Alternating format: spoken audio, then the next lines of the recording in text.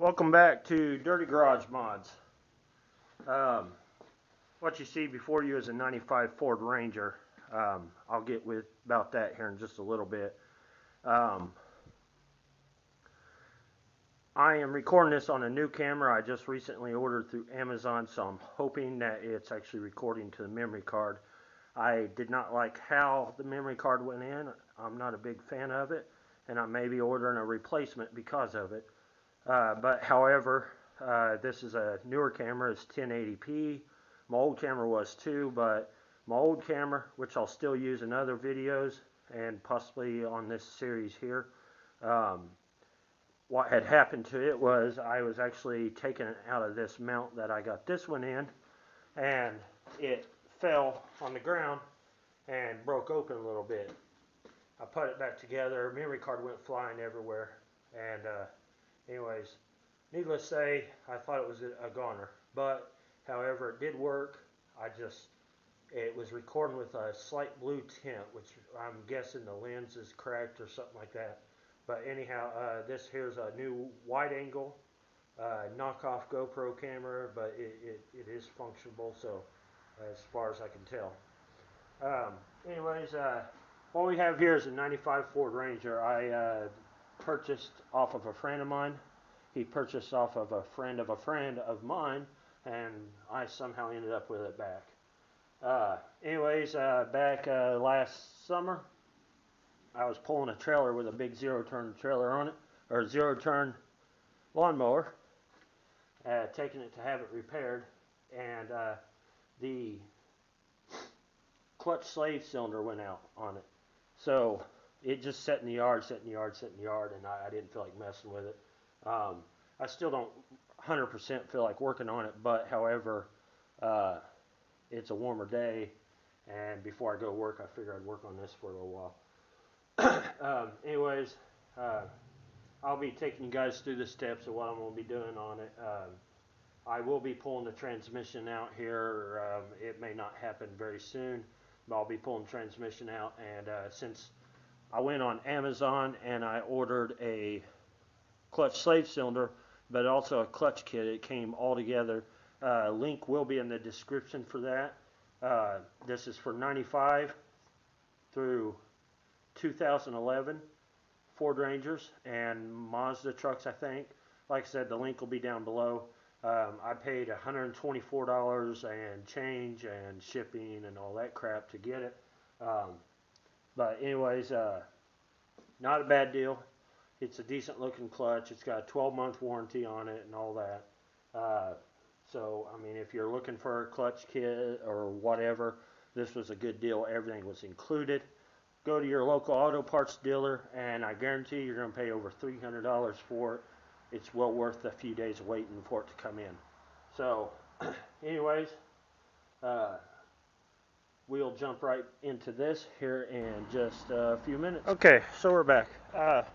One of the issues I had was the battery that my buddy put in it was a Tractor Supply battery for automotive, but Tractor Supply sells battery.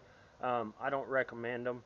I'm not naming the company that makes them, but however, I mean, I recommend a lot of stuff they sell, but however, Tractor Supply is one I don't. This particular battery here is a remanufactured battery through a local salvage yard. It comes with like a 60-day warranty, but I have never had an issue with a remanufactured battery. However, my issue was that the hot is on this side and the ground is on this side. And I couldn't find a top post where it was like that.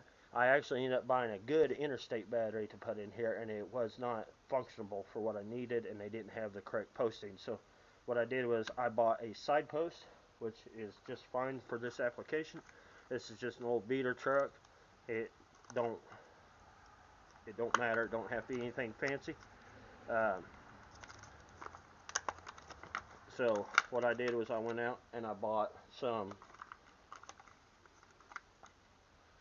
post to put on it. So I'm going to go ahead and do that now. Maybe. I don't like these little knobs that stick out. I don't like how that's made, but I couldn't find any other ones anywhere else. So I guess this might be a new thing. And of course, if I would check my local Tractor Supply, I would have probably found that I found the ones I was looking for. So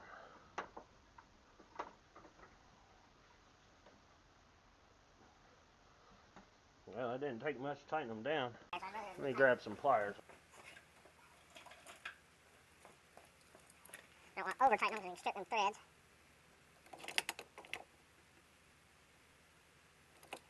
But I want to get them good and snug.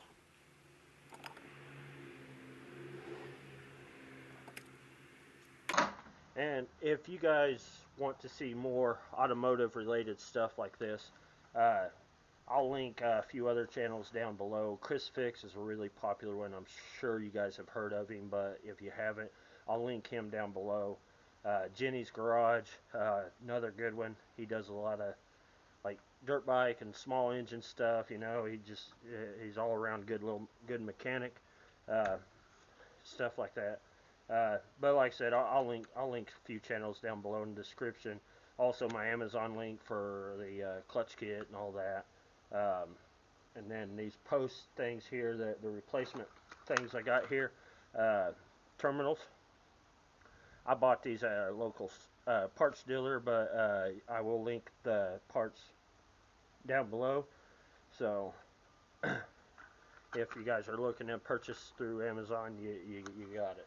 So anyways, I'll cut back here in a few minutes. I gotta undo all this crap here, and I gotta get ready for it. So, and it's a mess, a bad mess. So anyhow, see you in a few.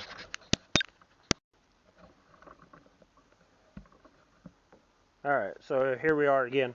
I took that terminal off. It's really shot, and it's probably what was wrong with it. The other battery might not have been junk, but like I said, Tractor Supply battery. Not through Tractor Supply Company, by the way, another supplier. But however, I wanted to verify that so they don't think I'm knocking on them. There's many of them out there, so. But anyways, so I'm gonna be putting my terminals on if I can get everything to fit. A lot of wiring to fit into this little bitty terminal. A lot of wiring.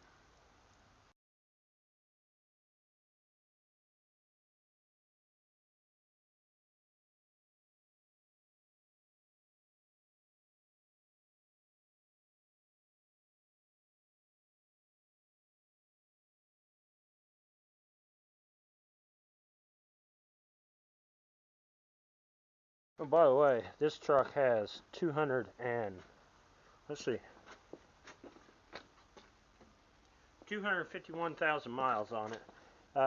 When we got it, my buddy took it into a shop, had a bunch of work done to it, and this particular engine is the 2.3 liter, which also has 6 spark plugs, or 8 spark plugs, I'm sorry, which is really interesting. Oh my goodness, I just lost my nut for that.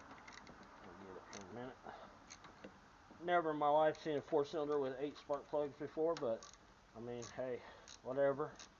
It does run, sort of. It'll haul pretty good.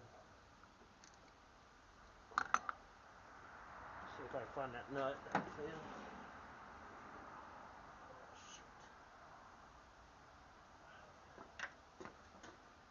Oh, I see it. I'll get it here in a minute. Alright, we're back. I haven't even started on the positive yet. These knobs I got, or terminals I got, are by far the worst design. These got this extra lip on them, and it's just a pain in the ass.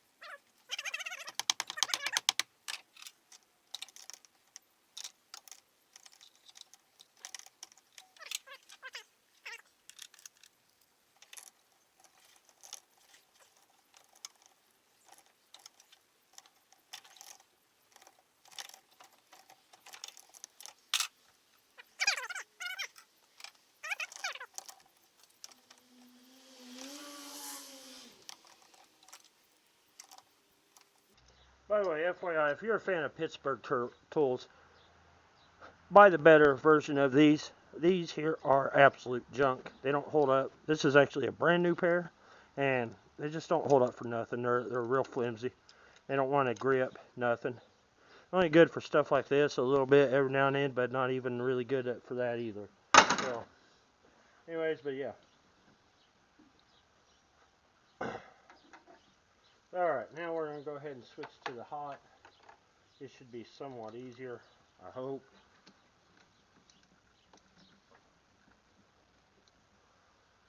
I hope. Maybe, just maybe, I'll be able to start this thing today.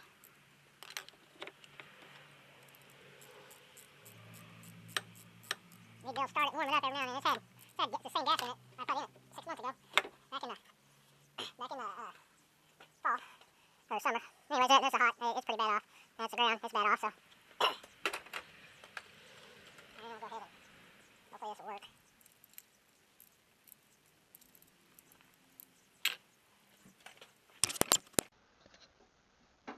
Alright, let's see if she's on fire or if I need that other ground on there.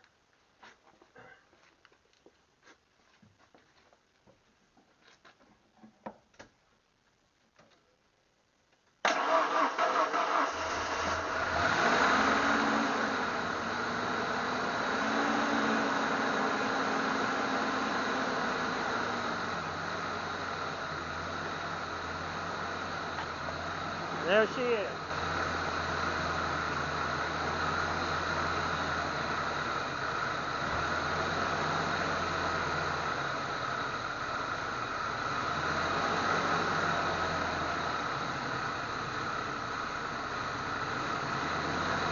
Be running a little rough. I got it hadn't ran in a while. Idle.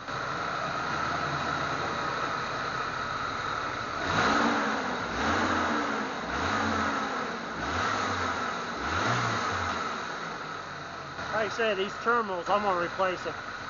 I don't like those. They don't allow that terminal to slide up on there like it's supposed to. I don't like that at all. So other than that,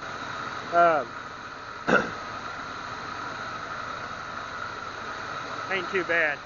She needs a lot of cleaning done to her though. She's really dirty from setting.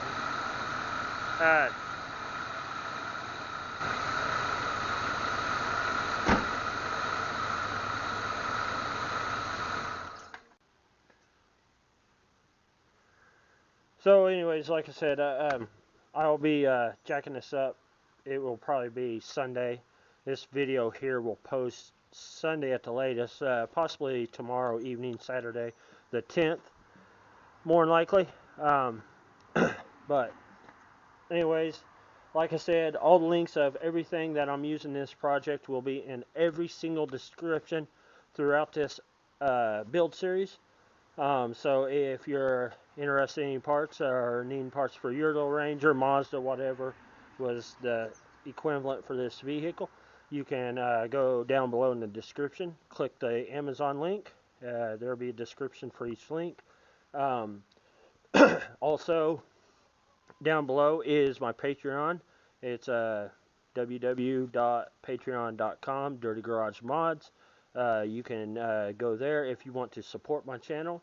By all means, I'm not asking for any money, but I started it just on the basis see what would happen with it. Nothing's happened yet, but anyhow. Also, there will be a link down below for my Facebook. It's actually a group and not a page, so you can request to join my group. It's called Garage Kept. You can share your projects on there as well. And I appreciate all kinds of projects. It don't have to be car related. It could be anything wood related, whatever. Lawnmowers, whatever. Don't matter. If it's something you're building in your garage, share it. I don't mind. But anyways, hit that like button. I would appreciate that dearly. Comment down below or on Facebook. Doesn't matter. Or in the group if you're on there. I share all my projects on there.